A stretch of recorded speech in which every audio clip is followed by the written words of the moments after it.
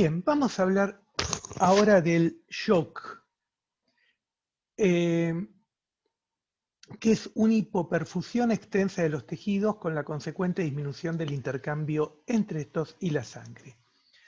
Habitualmente el término shock se usa a veces para algo que no siempre es malo, en medicina sí, y vemos hasta dónde fue negativo el shock, que gracias al shock se hizo famosa Susana Jiménez en una propaganda de los 70, cuando yo era un niño de primaria, y todavía la tenemos dando vueltas por ahí. Así que ese es otro aspecto negativo del shock. Quienes, obviamente ninguno de ustedes recuerdan esto, pero si lo buscan en internet, seguramente la propaganda de jabón Kadum, que ni existe, la van a ver.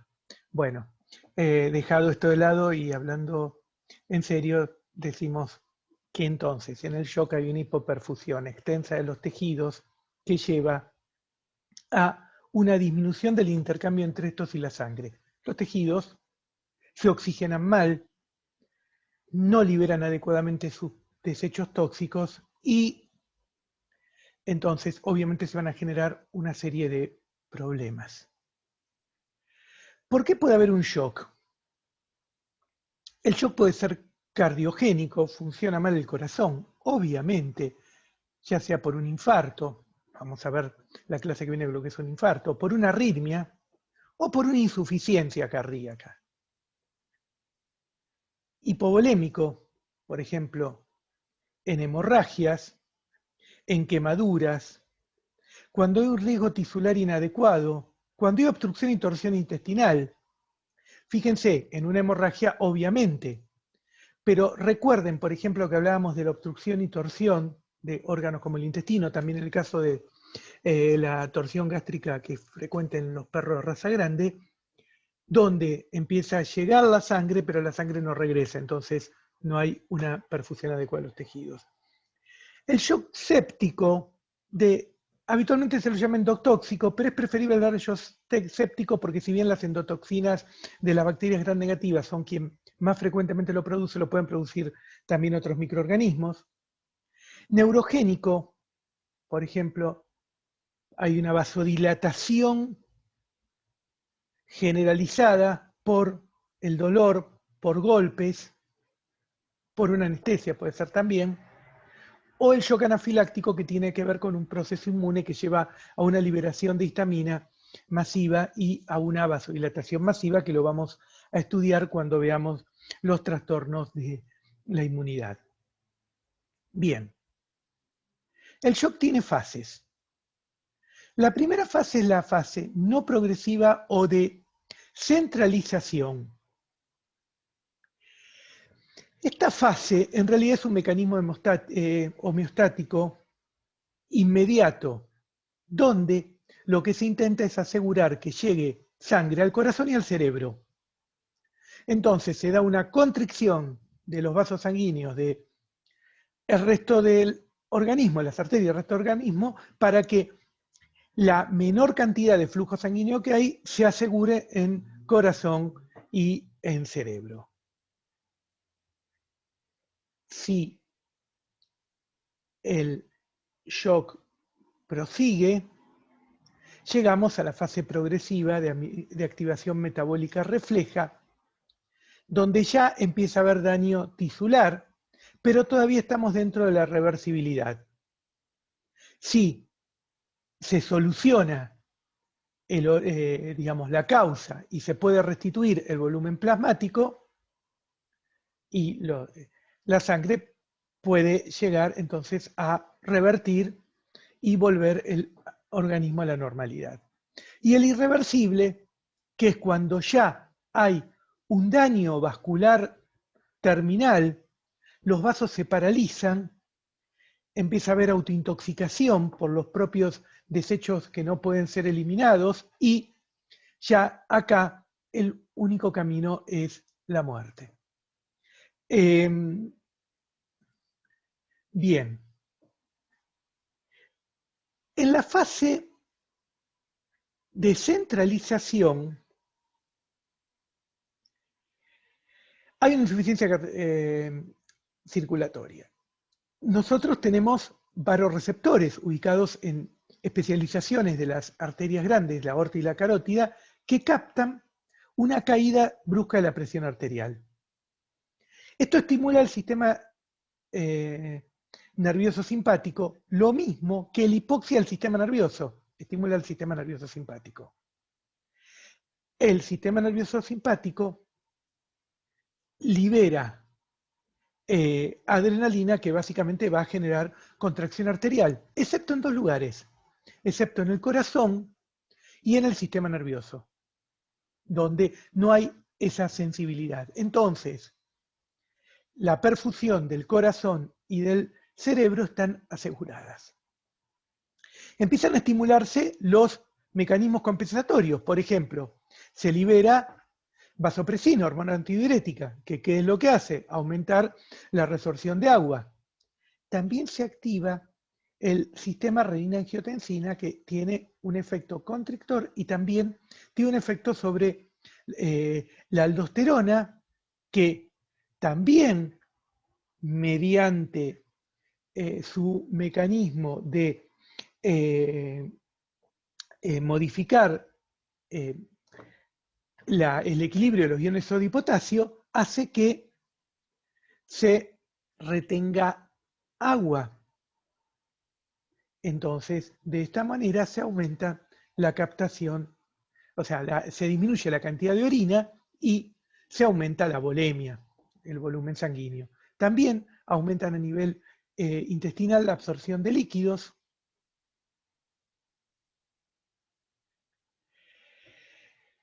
Y al final de esta etapa comienzan a liberarse glucocorticoides. La liberación de glucocorticoides tiene un fenómeno, o sea, tiene una función que tiene que ver con aumentar los catabolismos para generar una disponibilidad de elementos para que la célula pueda utilizar como fuente de energía. También aumenta la insulina, caen los niveles de glucógeno hepático, empieza a aumentar la glucólisis anaeróbica y llegamos a acidosis. Y entonces, cuando estamos en la fase de centralización, ¿qué es lo que va a pasar? Vamos a tener una piel pálida, mucosas anémicas por la vasoconstricción, pulso débil y filiforme, oliguria, disminuye la cantidad de orina, hay acidosis y también por la vasoconstricción se genera hipotermia. Hay falta de mucus gástrico, lo que puede llevar a úlcera. Todos estos últimos procesos empiezan a aumentar en lo que se llama la fase progresiva, no de progresiva, o de activación metabólica refleja. En esta fase, la hipoxia y la acidosis aumentan, los vasos empiezan a sufrir una vasodilatación refleja, con un incremento de la permeabilidad vascular, y esa éstasis sanguínea genera un aumento de la coagulación y el sistema fibrinolítico. Todo esto ya nos está indicando que la cosa está mal, pero todavía se puede salir de este círculo vicioso. Llegamos entonces a la fase de insuficiencia irreversible de la red vascular o del colapso circulatorio o paralítica. Esta fase ya es terminal, como el nombre indica, y es irreversible. Se llega a la autointoxicación y ya esa vasodilatación y daño vascular que generan hace que la irrigación miocárdica no esté garantizada. Empieza a haber microtrombosis, se da un proceso que se llama coagulación intravascular diseminada, que vamos a ver en unos minutos. Está dilatada toda la microcirculación, entonces digamos que como que hay un encharcamiento cardíaco generalizado. La hipoxia, sabemos que es una de las causas principales de lesión celular, y lesiona también el endotelio, o sea que ya no, el endotelio también sufre procesos de degeneración y muerte. Entonces la cosa va cada vez peor hasta la muerte del animal, que en este caso es irreversible. O sea, sí, siempre la muerte es irreversible, pero una vez que empieza en este proceso, es irreversible que alcance la muerte. Fíjense acá las tres etapas: la compensada, la progresiva y la irreversible. Vemos cómo en las dos primeras está garantizada la circulación sanguínea, en la última no, como la irrigación miocárdica en la última no, como la funcionalidad del corazón va cayendo. Y lo mismo pasa con la oxigenación de los tejidos, que al principio es casi normal, luego va disminuyendo hasta que en la irreversible ya la oxigenación de los tejidos es malísima. La fosforilación oxidativa también va cayendo en desmedro de la glicólisis anaeróbica hasta la fase irreversible, donde ya prácticamente no hay ni glucólisis anaeróbica, entonces no hay forma de que se consiga sintetizar ATP. Y fíjense cómo va aumentando los niveles de ácido láctico. Fíjense lo que es el metabolismo celular, la cantidad de ácido láctico al principio de una célula normal y cómo a los niveles a los que se llega al final del shock, y también ven cómo bajan los niveles de oxígeno, de glucosa y de ATP. Bien, y por último, en una compensada, la morfología celular es normal. Cuando llegamos a la fase progresiva, la célula ya tiene los signos de tumefacción, de degeneración celular, y en la irreversible muchísimas células ya están necróticas y obviamente esto lleva a la muerte. El shock tiene efectos diferentes sobre distintos órganos. Se generan, estamos hablando de las últimas etapas, se generan hemorragias, hiperemia en diferentes órganos. Es importante en la sangre la acidosis, el aumento de la viscosidad y este proceso que llamamos coagulación intravascular diseminada. En el riñón hay liberación de renina. Hay un efecto de la aldosterona y la ADH que hace que se retengan líquidos a este nivel. Luego hay procesos degenerativos, necrosis y por último insuficiencia. En el hígado el daño es congestión y necrosis principalmente. Bien, son muy importantes las lesiones a nivel de las glándulas adrenales generadas como efecto básicamente de la falta de irrigación, y que eso termina complicando todo por las funciones hormonales que tiene esta glándula. El corazón sufre en las últimas etapas hemorragias, lo mismo que la serosa. Importante, el tejido linfoide se atrofia, esto es por la liberación de glucocorticoides que generan una apoptosis masiva de linfocitos, y eso obviamente va a generar una inmunosupresión importante. En el tracto gastrointestinal hay úlceras, hay congestión, edema, etc. El timo y las adrenales se afectan en todas las especies, y después hay diferencias específicas que no las tienen que conocer, pero sí tienen que saber que existen, especialmente por si ustedes van a trabajar con alguna especie animal importante. O sea, en particular pueden ser, porque por ejemplo en el perro las lesiones del tracto gastrointestinal y del hígado son muy importantes, y no las pulmonares, que son las típicas, por ejemplo, en humanos. Es importante, por ejemplo, la lesión tímica porque lleva a un envejecimiento temprano del timo. Un animal que sufrió un shock o un estrés, que lo vamos a ver en unos minutos, tiene una atrofia tímica previa a lo que fisiológicamente lo tendría que tener. Bien, lo que les decía, o sea, las diferencias entre especies, por ejemplo, el sistema nervioso central muy importante en el cerdo. Bueno, esto para ustedes es secundario, aunque sepan que existe la diferencia porque no es lo mismo un shock en una especie en otra, y si ustedes están trabajando con alguna especie animal, tienen que averiguar cuál es el blanco de shock en esa especie. Bien. Un shock que es muy importante por dos motivos. Primero, es muy importante para ustedes porque su origen es microbiano, y también es muy importante porque es un tipo de shock que acompaña o mejor dicho, que se inicia en la segunda etapa.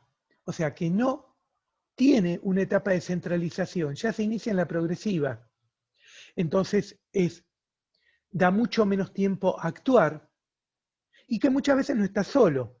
Porque, por ejemplo, hablábamos antes de la hemorragia intestinal por el parvovirus del perro, que genera un shock hipovolémico por la gran pérdida de sangre que hay en materia fecal, y también por los vómitos que llevan. O sea, no solo para que haya un shock hipovolémico por disminución del volumen sanguíneo tiene que haber hemorragia, sino también vómitos o diarrea extensas, como ocurre en esta enfermedad, lo desencadenan. Pero después de un tiempo corto, el shock pasa a ser endotóxico por las toxinas liberadas por las bacterias de la microbiota intestinal, que se ve alterada por este trastorno. Lo mismo pasa en las quemaduras, donde se mezclan todos los tipos de shock que se puedan imaginar. Porque por un lado puede haber un shock neurogénico por el dolor, hay un shock hipovolémico en una quemadura extensa por la pérdida de líquido que se genera en el tejido lesionado, pero también hay un shock séptico. Bueno, ¿quiénes son los causantes del shock séptico?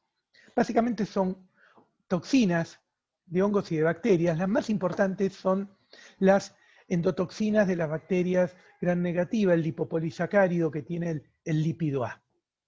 Este lípido A se une a los TLRs, a los receptores de patógenos que tenemos en nuestras células del sistema inmune especialmente, y a un receptor, a una proteína que es CD14, que está en el plasma, pero que también está en endotelio y está en neutrófilos y macrófagos. Los macrófagos, cuando CD14 se une a la endotoxina, empiezan a liberar citoquinas. Básicamente el factor de necrosis tumoral, la interleuquina 1, la interleuquina 6 y la interleuquina 8. La interleuquina 8 es un gran atrayente de neutrófilos, entre otras células, y estos tres van a ser los responsables de la mayor parte de las lesiones del shock endotóxico. ¿Por qué? Porque, por ejemplo, promueven cambios endoteliales, lesiones endoteliales que llegan a un aumento de la adhesividad, a lo que se llama la coagulación intravascular diseminada, a la adhesión de leucocitos que empiezan a liberar más citoquinas, y también a la inducción de la liberación de otras sustancias como prostaglandinas, que también son mediadores normales de la inflamación, el activador de las plaquetas y el óxido nítrico, que genera una vasodilatación masiva. Todo, fíjense, daño de tejidos, vasodilatación, todo complicando la situación del shock. Se activa el sistema del complemento, que lo vamos a estudiar en inflamación, el sistema de las quininas, que es otro sistema de relación con la inflamación, la cascada de la coagulación por la activación del factor 12, se produce daño tisular por el efecto quimiotáctico que decíamos y activación de polimorfonucleares neutrófilos, y también por el complemento. El endotelio estimulado por CD14 se hace muy adhesivo, entonces favorece los procesos de coagulación, y como decíamos, se inicia ya directamente en la segunda etapa. Acá vemos básicamente qué es lo que ocurre: daño microvascular, que termina generando un daño en el órgano, activación de la coagulación, que lleva también a que fragmentos de la fibrina estén coagulando, también lleva a la coagulación intravascular diseminada. Por la lesión endotelial generalizada y por la gran cantidad de fibrina circulante, se empiezan a formar pequeños trombos, pequeños coágulos en diferentes sitios del organismo. Es generalizado. Hay daño endotelial en muchos lugares y hay un sistema de la coagulación estimulada tanto por que hay más fibrina como por la activación del factor 12, entonces empiezan a formarse pequeños trombos en todos lados. Esto por un lado va a generar un daño tisular, como vamos a ver en la próxima clase, pero especialmente va a hacer que se consuman los factores de la coagulación en todos esos pequeños trombos. Y se empiezan a generar hemorragias por todo el daño vascular que venía viéndose, que no pueden ser reparadas, no pueden ser taponadas, porque no hay plaquetas y no hay factores de la coagulación por toda esta que se llama una coagulopatía de consumo. Esta coagulopatía de consumo lleva a una diátesis hemorrágica, a una hemorragia o hemorragias generalizadas, que obviamente por lo general terminan con la muerte del animal. Entonces acá tenemos la bacteria, se libera la endotoxina, recuerden que las endotoxinas se liberan con la muerte bacteriana, por eso son endos, son internas. El lipopolisacárido es la endotoxina por excelencia, se une en el plasma a una proteína que la transporta, se une a CD14 en endotelios, en macrófagos, se activa como respuesta a la unión de la endotoxina o del lipopolisacárido al CD14 en el macrófago, se activa una cascada de reacciones que terminan con la liberación de estas citoquinas y de otras sustancias que tienen que ver con el proceso inflamatorio. Y fíjense, acá tenemos que se libera factor de necrosis tumoral, interleuquina 1, hay una relación entre ellos, interleuquina 6, interleuquina 8, que a su vez activan la liberación de otros mediadores como óxido nítrico. ¿Qué es lo importante acá? Por ejemplo, la interleuquina 1 es un gran, 1 y 6 son grandes pirógenos, actúan sobre el centro del hipotálamo generando fiebre. Igual esto lo vamos a ver con más detalle, no es directo el proceso, vamos a ver cómo es, lo vamos a ver con más detalle cuando veamos inflamación. Pero, fíjense, si se liberan localmente estos factores en bajas cantidades, activan a los macrófagos, activan al endotelio, el complemento, generan una inflamación local que va a tener como función eliminar al agente que está injuriando. Si están mediadas cantidades,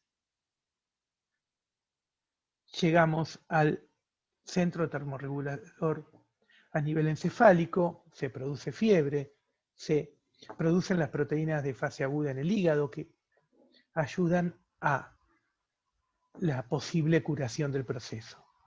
Pero en grandes cantidades generan trastornos cardíacos severos, la coagulación intravascular diseminada y un síndrome pulmonar que puede terminar siendo irreversible también. La lesión pulmonar que tiene puede terminar siendo irreversible también. Entonces, el shock endotóxico, perdón, sería un efecto de sustancias, efecto exagerado de sustancias que normalmente sirven para la curación y que en este caso terminan siendo el origen de la enfermedad que puede con mucha frecuencia terminar siendo mortal. Nuevamente demostrándonos que la naturaleza no es perfecta, sino que hace lo que puede. Bien, acá vemos la coagulación intravascular diseminada, como un proceso que es potencialmente catastrófico y que lleva a una activación generalizada de la coagulación sanguínea, con importantes daños. No solo aparece en el shock endotóxico, sino también en algunas neoplasias, en reacciones inmunológicas severas y aparecen algunas enfermedades que se dañan los endotelios, como la hepatitis viral canina y la peritonitis infecciosa felina. Bien, hay gran cantidad de microtombos, se llega a la coagulopatía de consumo y a lo que se llama la diátesis hemorrágica paradójica. Paradójica porque el animal está lleno de coágulos, o la persona, y se muere por las hemorragias. También aparecen algunas enfermedades bacterianas, por ejemplo en salmonelosis, donde se acompaña de una necrosis hemorrágica de las glándulas adrenales. Y acá vemos, está muy blanco el tejido, prácticamente no parece que estuvieran los vasitos puestos en la nada, pero fíjense la presencia de trombos en prácticamente todos los vasos de pequeño tamaño que aparecen en esta imagen. Bien, y dejamos por un minutito aquí